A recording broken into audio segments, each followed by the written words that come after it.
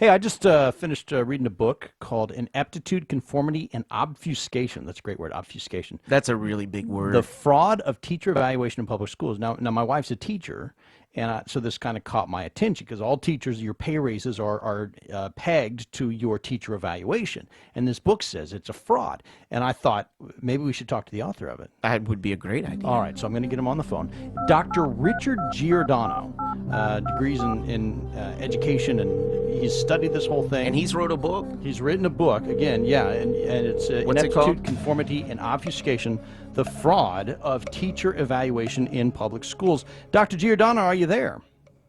I am here. Thank you. Thank you so much for joining us here on American Ground Radio. And folks can find out more about you at teacherevaluationfraud.com.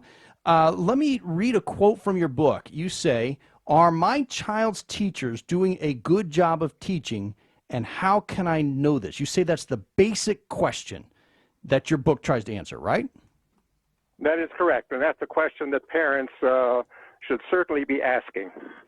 And what's the answer? Are teachers doing a good job? And how do we know if they're doing a good job? I mean, every teacher in the country is evaluated, right? Well, they are evaluated, but the truth of the matter is that, and this is going to sound a little bit bizarre or bodacious, so to speak, but no one really knows whether or not they are doing a good job, a fair job, a poor job. The people that evaluate the teachers are their principals. And I was a principal for over 20 years. I've evaluated hundreds of teachers in about 5 different school districts in which I worked as a high school principal and first an assistant principal. And I can tell you that the system is completely broken, has never been fixed to address the 2 basic areas that are so critical to teacher evaluation. And those are the content being taught. Is it accurate and true? And the manner in which it is being taught. Is it being taught effectively? It's the content and the pedagogy, and neither one of these are being properly evaluated, correctly evaluated, completely evaluated by the principals. Yes. And so no one really knows whether the teacher is a good teacher. Yeah, so you break it down. You say that basically there are 2 questions. The 2 answers are, what are they teaching, and how well are they teaching? That was what you said, the content and the pedagogy, which is also a fun word, pedagogy. I'm not, yeah.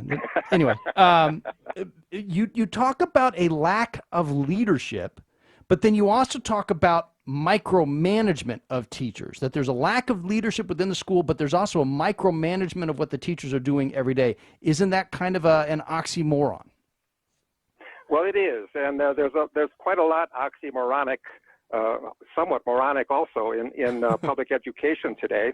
But some of the micromanagement issues you may be familiar with because you see them popping up in national news stories from time to time, and they would have to do with the same kinds of microaggression issues that are playing out at our major educational universities, college institutions. Political correctness. The issues, but yeah, that's correct. But also the issues now that have crept in to the public education sphere. I cover this in the 2nd chapter, which is entitled Things That Fly Under the Radar.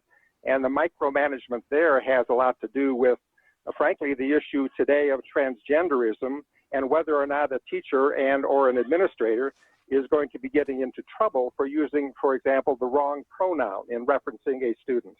Right. So teachers will be evaluated on whether they use a correct pronoun, the pronoun that the student asks to use, whether the student's parents want the teacher to use that or not, and whether science says that's factually correct or not. Those things aren't addressed. It's you have to conform to this ideology or you get a bad evaluation, right? Yes, well, that is correct. And by the way, these kinds of matters are codified in Board of Education policies. And so quite honestly, if parents don't know that they are in there, they can hardly object to them. They only learn about them as you and I would when they hit the national news media. But ironically, the very issues of our teachers teaching correct and accurate content, there's no way for a principal to know. And if you think about it for just a moment, with the dozens and dozens of subject areas across the curriculum, how is a principal to walk into, let's say, worst case example, a French class, evaluate a French teacher on the basis of whether that teacher is teaching correct content when that principal speaks not a word nor understands a word of French. Now extrapolate that across the entire curriculum: physics, chemistry, biology, the social sciences, the languages. It's just impossible. It's not being done because it can't be done. So you actually have a proposal, a possible answer of how this can be done better, and you're asking for schools to seek outside help, yes? That is correct. If you, it's just common sense. If you don't know the answer to something, you find someone that knows the answer. And in this circumstance, what I propose in the book, and it's probably a little too detailed to get into here, is for principals to seek the advice and consult with, for example, in the evaluations of a physics teacher who might be teaching advanced quantum physics.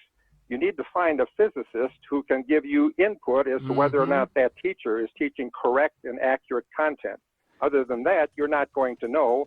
So you just wash that entire aspect of a teaching performance down the drain. Dr. Richard Giordano, the book is Ineptitude. That was really good. Wasn't it good? The book is Ineptitude, Conformity, and Obfuscation, the Fraud of Teacher Evaluation in Public Schools. You can also go to teacherevaluationfraud.com. The book is available on Amazon.com. You can check that out there. Oh, that was so good. Wasn't that good? Dr. Giordano, thank you so much for being with us here on American Ground. We really appreciate your time. My pleasure. Thank you.